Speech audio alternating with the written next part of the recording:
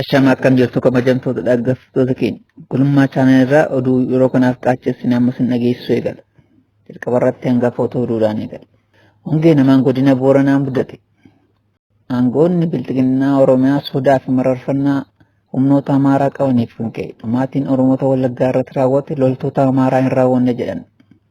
Geetachoo Radaa DW waliin gaaffiif deebii taasiseen loltoonni bilxiginnaa lolanii maqalee seenuu miti otoo araarri bilxiginnaa waliin bu'eeyyuu mootummaa maqaleen seenan jedhe.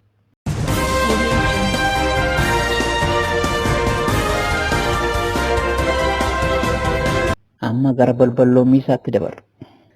Hongee namaan godina Booranaa mudate. Godina Booranaatti hongeen jabaatee loowwan hedduu yoo du'an namoonni lakkoofsaan 200,000 ol beelaaf saaxilamuun beekame.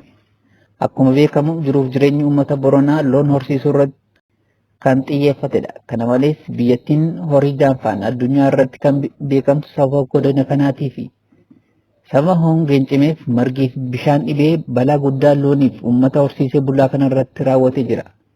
Waggaa 3 darbee mootummaan bilxiginnaa maqaa waboo balleessuuf jedhuun godina haala hamaa fi dararama keessa turte keessaa Booranni tokko yoo taatu amma immoo caalaatti yeroo qophii gahaa mootummaan bilxiginnaa hin goonee fi xiyyeeffannoo isaa lola irra jirutti hongeen kun uumamee jira. Tarsiima horsiisee bulaa fayyadu uumamuu miidhaa kanaaf gahee guddaa yeroo qabu bilxiginnaan falaasama badhaadhummaa Boorana irraan fudde jedhus uummata kana waan fayyade hin jiru. Namoonni miidiyaalee hawaasaa irra jiran loowwan miidhamanii fi namoota bishaan dhabanii rakkataman akkasumas corroga dhugan suuraa isaanii facaasuun miidhaa kana waliin ga'uun uummata kanaaf sagalee ta'anis miidiyaan biyyattii dhimma kana ajandaa godhatee waan dubbachaa ture tokko illee hin turre. Kan nama gaddisiisu aangoonni bilxiginnaa xiyyeeffannoo bakka kana dhawwatanii kaameraaf miidiyaa qabatanii lafa jiidhaa uumamaan rakkoo hin qabne yeroo daawwatanii fi suuraa achitti kaanii gadhiisanidha. Hongee hamaa kana irraa uummata baraaruuf namoonni miidiyaalee hawaasaa irra gargaarsa walitti qabuuf wal kakaasaa jiraachuu isaanii beekameera.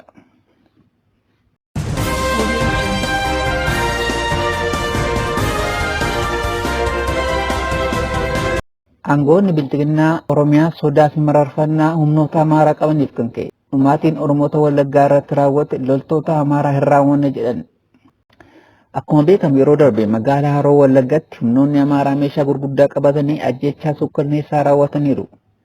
Akka jiraattonni jedhanitti humnoonni kun mana jireenyaa gubanii jiraattota magaalichaa buqqisaniiru. Namoota 9 hanga 10 maatii tokko keessas ajjeechaa raawwataniiru. Yoo xiqqaate namoonni 42 ol humnoota kanaan dhumaniiru. Aangoonni aanichaaf godinaa Wallaggaa dhimma kana irratti miidiyaalee bilisaaf deebii laachuu didanii turan. Haa ta'u malee haqa kana gara dabarsuuf miidiyaaleen naannoo Amaaraa akka Amaara du'etti gabaasaa turaniiru. Gareen bilxiginnaa Oromiyaa sodaa fi mararfannaa uummata Amaaraaf waan qabuuf dhumaatii humnoota Amaaraa haala suukkanneessaa Wallaggaa seenanii Oromoo irratti raawwatan kana haalee jira. Dubbii himaan kominikeeshinii mootummaa naannoo Oromiyaa Haayiluu Addunyaa akka BBC Afaan Oromootti himetti ajjechaan kun ergamtoota TPLF ABO shanee raawwate jechuun soba adii sobee jira.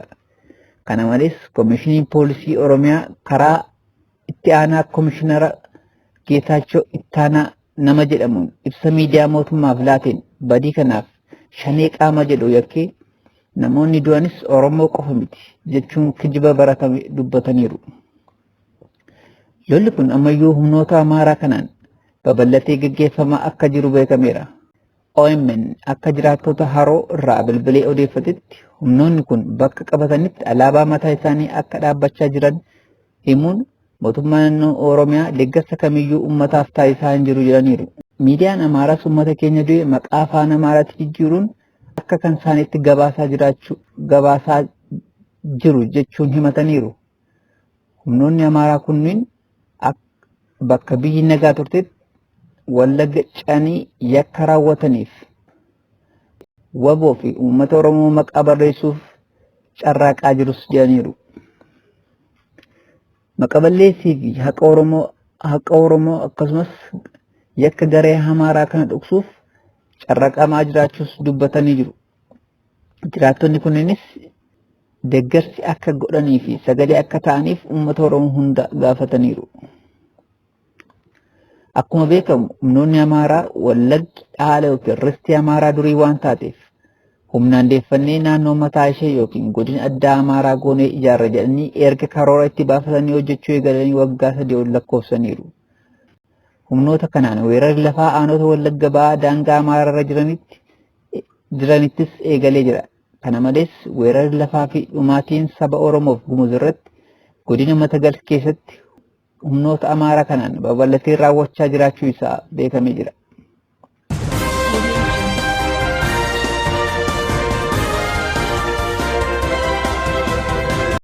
Geetachoo Radaa DW waliin gaaffii deebii taasiseen loltoonni bilxiginnaa lolanii Maqalee seenuu miti otoo araarri bilxiginnaa waliin bu'eeyyuu matuma Maqaleen seenan jedhe. Obbo Geetachoo Radaa koree raawwachiistuu TPLF kan ta'an ayyaana hundeeffama DW waggaa 42ffaa ilaalchisuun turtii taasisanii dhimmoota hedduus kaasaniiru. Akkuma baratame bilxiginnas jechootaan kuteessaniiru. Lola ilaalchisee akka dubbatanitti waraanni isaanii humna bilxiginnaan qabu cimaa kan jedhamu hunda ammayyuu daaraa gochuu itti fufeera jedhan. Bilxiginnaan biyya Slooveekiyaa jedhamturraa osoo hin hafin meeshaa waraanaa bitachaa jiraachuu isaas ragaa qabaachuu himan. Injifannoo afaan qabsiisaa gareen bilxiginnaa raawwanna jedhanii dhaadatanis milkaa'uu akka hin dandeenye himuun lola kana keessatti wanti bilxiginnaan sarpiraayis jedhee waamu raawwachuu kan danda'u lolicha injifachuun osoo hin taane yoo lolicha namni ame jedhan qofas jedhan. TPLF Itoophiyaa diiguu keessatti gahee hin qabu jechuun Itoophiyaan kan diigamaa jirtu garee shiftaa Finfinnee jiru Abiyyi Ahimedii durfamudha jedhaniiru. Itoophiyaa hin diigamtu warri jedhanis biyyattiif yaadanii otoo hin taane qabeenya isaaniif yaadda'anii fi yoo bilxiginnaan badde nutus ni banna jedhanii TPLF bakka to'ate hundatti gargaarsi namummaa akka gaggeeffamu hayyamus bilxiginnaan danqaa ta'ee beela akka waraanaatti dhimma bahaa jiraachuu himuun kana booda loltoonni bilxiginnaa humnaan Maqalee seenuu miti otoo araarri bu'eeyyuu Maqalee seenuun hin eeyyamamu. Sababni isaas yakkamtoota waan ta'aniif jedhan. Lolli Amaaratti amma gaggeessinaa jiru wanti haaraan nu quunnamee fi nu ajaa'ibsiisa yoo jiraate qeesonni taabota baatanii lolicha irratti hirmaachuu isaaniiti jedhan. Lolli nurratti banames yeroo gabaabaa gidduutti injifannee ni baana jedhaniiru. Araara ilaalchisuu yaada laataniin faayidaa uummata Tigraay ni kabachiisa taanaan garee shiftaa kana waliin filannoo mariif taa'uu ni fudhannas jedhan. Oduma wal qabateen loltoonni Tigraay naannoo Amaaraa bakka adda addaatti injifannoo galmeessaa jiraachuus beekameera. Egaa kabajamtoota dhaggeeffattoota keenya oduu har'aa isiniif qaaccessine kana fakkaatu. Turtiin nu wajjin turtanis hedduu isin galateeffanna. Chaanaalii keenya subscribe gochuun nu jajjabeessuu hin dagatinaa. Turtii gaarii isiniif.